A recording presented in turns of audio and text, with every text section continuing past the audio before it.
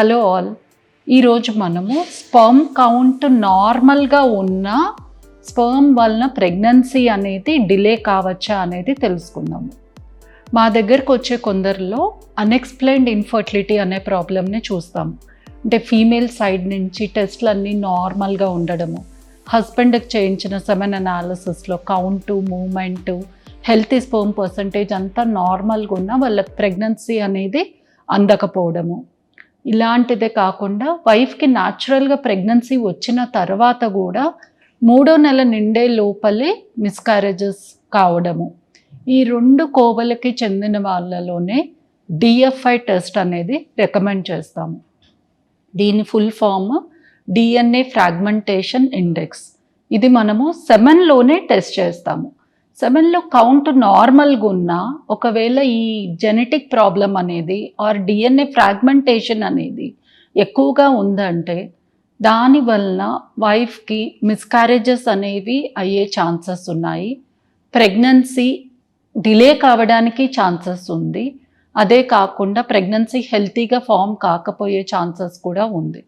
So ఈ DFI test అందుకే ఎవరెవరికి రికమెండ్ చేస్తామంటే ఎవరికైతే ప్రెగ్నెన్సీ అనేది చాలా ఏళ్ళ వరకు న్యాచురల్గా అందకపోవడం ఆర్ న్యాచురల్గా అందిన ప్రెగ్నెన్సీ ఫస్ట్ 3 నెలల్లోనే మిస్క్యారేజ్ కావడము ఆర్ రిపీటెడ్గా IUI ట్రీట్మెంట్స్, IVF ట్రీట్మెంట్స్లో కూడా ఫెయిల్యూర్ కావడం, ఇలాంటి వాళ్ళకి ఈ సెమెన్ డిఎఫ్ఐ టెస్ట్ అనేది చేయించుకోవడం ఎంతో అవసరం.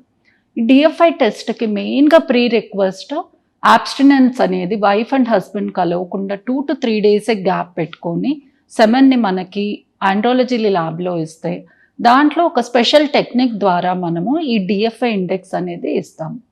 ఎవరికైతే ఈ డిఎఫ్ఐ ప్రాబ్లం ఉందో, ఎవరికైతే 25% కంటే ఎక్కువగా ఈ వాల్యూ వస్తుందో వారికి మనం ఫర్దర్గా అసలు ఈ ప్రాబ్లం వాళ్ళకి ఎందుకు ఉంది, మోస్ట్ కామన్ రీజన్స్ ఐదర్ స్పర్మ్లో సివియర్ ఇన్ఫెక్షన్ ఉండడం.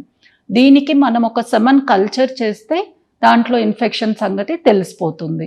అదే కాకుండా ఏదైనా వారికోసిల్ అంటే మనకి ఎక్కడైతే స్పర్మ్ ప్రొడక్షన్ అవుతుందో అక్కడ ఒకవేళ బ్లడ్ వెజల్స్ అనేవి ఉబ్బినట్లయితే ఆ కంటిన్యూస్ హీట్ వలన కూడా మనకి డిఎఫ్ఐ ప్రాబ్లం రావచ్చు. ఇది ఒక స్క్రోటల్ స్కాన్లో మనకి తెలిసిపోతుంది. ఎవరికైతే సెమెన్ కల్చర్ పాజిటివ్ వస్తుందో వాళ్ళకి మనము మినిమం 3 weeks ఆఫ్ యాంటీబయాటిక్స్ పెట్టుకుంటే డిఎఫ్ఐ ప్రాబ్లం తగ్గే ఛాన్సెస్ ఉంటాయి. కానీ ఎవరికైతే వారికోసీల్ ఉందో అది కూడా సివియర్ గ్రేడ్ 3 అండ్ గ్రేడ్ 4 అంటాం. దీన్ని ట్రీట్మెంట్ చేస్తేనే మనకి డిఎఫ్ఐ ప్రాబ్లం తగ్గే అవకాశం ఉంటుంది. ఇంకొందరిలో ఇవి ఏవి ప్రాబ్లమ్స్ లేకుండా కూడా అన్ఎక్స్ప్లెయిన్డ్గా ఈ DNA ఫ్రాగ్మెంటేషన్ అనేది పెరగవచ్చు.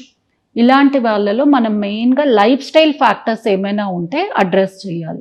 Like smoking, alcohol, severe stress, sleep అనేది తక్కువగా ఉండడము, out side food, junk food ఎక్కువగా తీసుకోవడము, ఇలాంటి పరిస్థితులలో కూడా మనకి డిఎఫ్ఐ అనేది పెరుగుతుంది.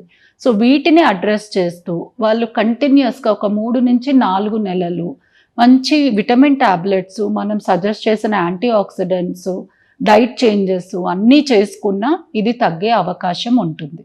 ఎవరికైతే మనము ఇవన్నీ చేసిన తర్వాత కూడా డిఎఫ్ఐ అనేది తగ్గదో వారికి మనము IVF ట్రీట్మెంట్ ద్వారా ఇలాంటి ప్రాబ్లం ఉన్న స్పర్మ్ని అవాయిడ్ చేసి ట్రీట్మెంట్ చేసే అవకాశం ఉంటుంది. IVFలో కూడా ఈ మధ్యకాలంలో మైక్రోఫ్లూయిడిక్స్ అని, మ్యాక్స్ అని వేరియస్ టెక్నిక్స్ ద్వారా డిఎఫ్ఐని మనము అవాయిడ్ చేసి హెల్తీ ప్రెగ్నెన్సీని అందించడానికి అవకాశం ఉంది. దీని గురించి ఎక్కువగా తెలుసుకోవాలంటే మా నెక్స్ట్ వీడియోని వాచ్ చేయొచ్చు. Thanks for watching my video.